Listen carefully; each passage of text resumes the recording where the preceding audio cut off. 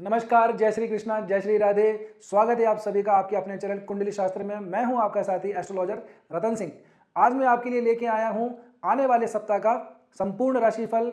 हर किसी राशि के ऊपर किस ग्रह का गोचर हुआ है, क्या फल उसका मिलने वाला है, किसकी किस्मत बदलने वाली है, किसके काम अटकने वाले हैं, ये सारा का सारा विश्लेषण आज हम करेंगे। आपकी राशि के ऊपर इन ग्रहों का, इन गोचरों का क्या प्रभाव पड़ने वाला है। एक मैं आपके लिए सरप्राइज भी लेके आया हूं।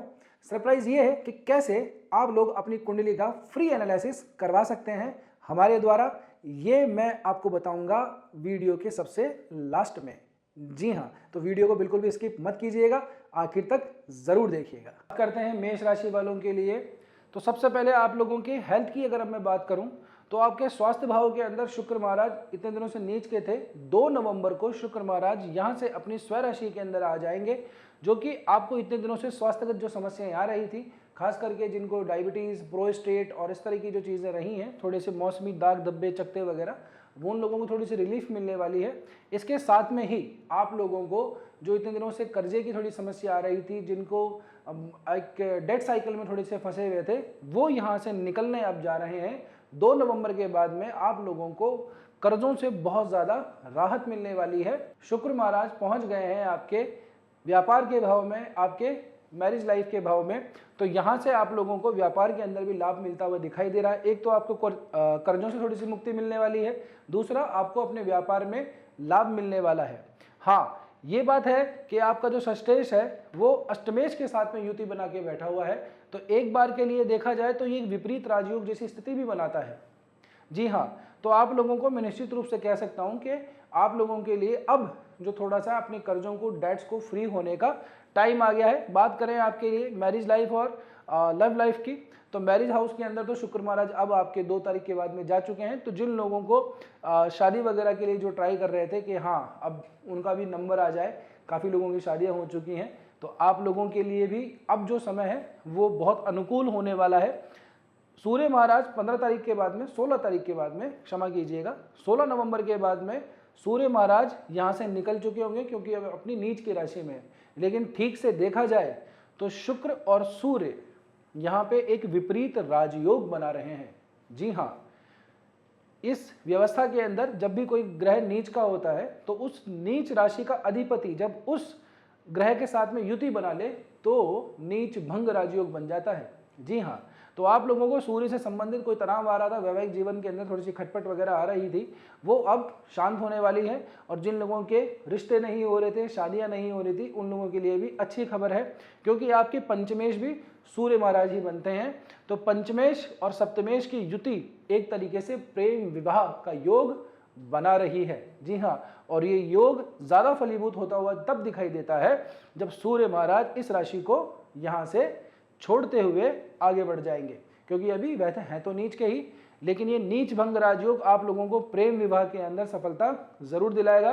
तो आप लोगों के जीवन में जो थोड़ी सी परेशानी चल रही थी, क्योंकि केतु महाराज ऑलरेडी काफ़ी दिनों से यहाँ पे पॉजिटिव हैं और आने वाले 1 साल तक यहीं पे रहेंगे, तो आप लोगों की रिलेशनशिप के अंदर, लव लाइफ के अंदर जो अंडरस्टैंडिंग को लेकर के थोड़ी सी कमी थी, है ना, कंपैटिबिलिटी को लेकर थोड़ी सी कमी थी, मैच्योरिटी नहीं आ पा रही थी, वो अब थोड़ी सी कम होती हुई दिखाई दे रही है। एक बात और, मंगल और बुध की जो ये युति है, ये थोड़ा सा हमको भ्रमित होता हुआ दिखाई देता है व्यक्ति, क्योंकि लग्नेश का अष्टम में चले जाना, ये स्थिति हमको दिखाई देती है कि व्यक्ति जो है थोड़ा भ्रम में रहेगा, एक ठीक तरीके से डिसीजन नहीं ले पाएगा।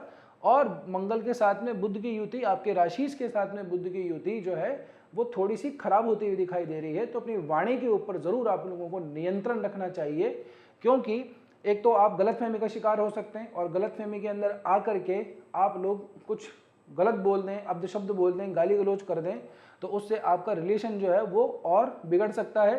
क्योंकि मंगल की यहाँ पे आप पे लाभ पे भी दृष्टि है, धन पे भी दृष्टि है, साथ साथ में पराक्रम पे भी दृष्टि है। तो धन और लाभ से संबंधित आप लोगों को यहाँ पे हानि हो सकती है अपनी वाणी की वजह से। जी हाँ, बात करते हैं आपके बिजनेस और करियर की। तो बिजनेस हाउस जो यहाँ से हम देखें तो आपके सप्तमेश को ही देखते हैं हम, व्यापार भाव को, आपके कर्म भाव का स्वामी शनि महाराज बनते हैं। अब देखिए, यहाँ से गुरु महाराज जो है अपनी सातवीं दृष्टि तो आपके काम के भाव पे डालते ही हैं, लेकिन गुरु महाराज की जो दोनों राशियां हैं, धनु और मीन, ये शनि के द्वारा कैप्चर हो रखी हैं। एक तो मीन के अंदर शनि बैठे हैं और अपने 10वीं दृष्टि से धनु राशि को भी देखते हैं। जी हाँ, तो कर्म भाव का स्वामी तीसरे में चले जाना इतनी अच्छी स्थिति आप लोगों के लिए नहीं बना रहा है। तो काम धाम के स्तर के ऊपर आप लोगों को थोड़ी सी परेशानियां अभी भी बनी हुई रह सकती हैं। एक महीने के एंड में आकर के हो सकता है कि शनि महाराज जब अपना वक्रत्व त्यागेंगे तब आप लोगों के लिए थोड़ी स्थिति ठीक होगी। हाँ, गुरु की शुभ दृष्टि जरूर पड़ रही है, लेकिन क्योंकि ये जो राशि है ये गुरु की खुद की नीच की राशि है, तो इतनी ज़्यादा आप लोगों को ग्रोथ होती हुई हमें यहाँ पे दिखाई नहीं दे रही है। फिर भी पुरानी स्थिति के मुकाबले अभी थोड़ी स्थिति ठीक रहेगी आप लोगों की। बात करें फिनेंस की, तो आपके धन भाव का स्वामी जो इतने दिनों से नीच का चल रहा था, अब आपके व्यापार भाव के अंदर, हालांकि ये भाव कुंडली का मारक भाव माना जाता है, लेकिन फिर भी स्वराशि का हो गया है, तो स्वराशि का शुक्र हो जाएगा। तो आप लोगों के धन के अंदर तो मैं कहूँगा कि पुरानी स्थिति से तो अब आप बहुत बढ़िया कंडीशन के अंदर आने वाले हैं। वैसे भी देखिए, क्योंकि अगर आपकी शादी वगैरह बनती है तो आपके कुटुंब के अंदर भी वृद्धि दिखाई देती है। एक बात ज़रूर नोट कर लीजिएगा, यदि इस महीने के अंदर या इस सप्ताह के अंदर स्पेशली आपके परिवार में, आपके कुटुंब में किसी व्यक्ति का आगमन होता है ना, परिवार के अंदर संख्या बढ़ती है, कोई व्यक्ति बढ़ता है, तो आप ये समझ लीजिएगा कि अब आपके पास में लक्ष्मी भी आने वाली है।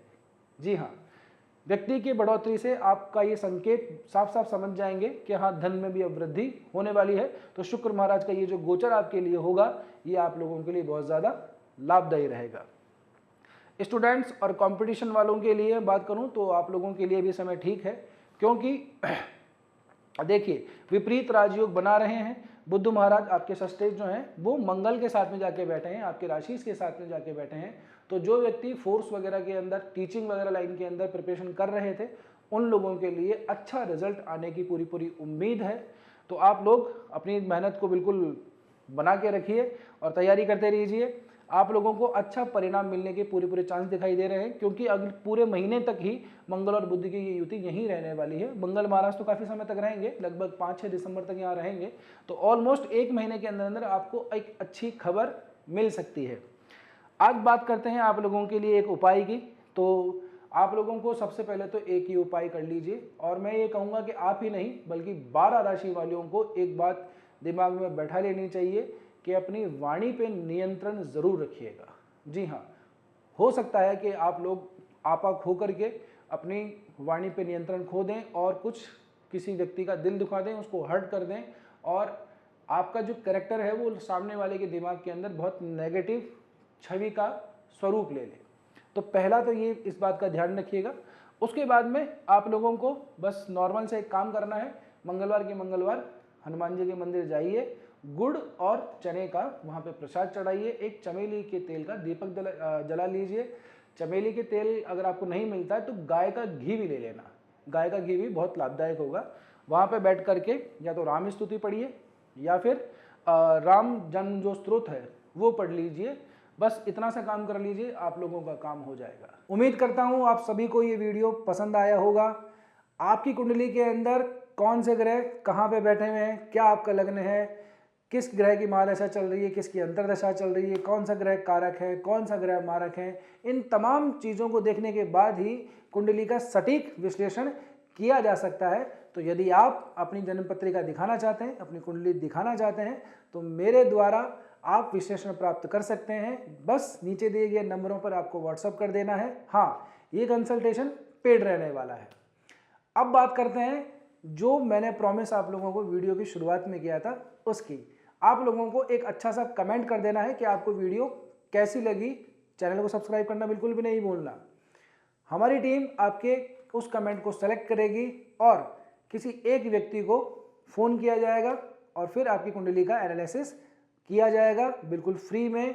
ये बात एकदम प्रॉमिस वाली है, पक्के वादे वाली है। तो वीडियो को लाइक कीजिए, शेयर कीजिए और सब्सक्राइब कर लीजिए।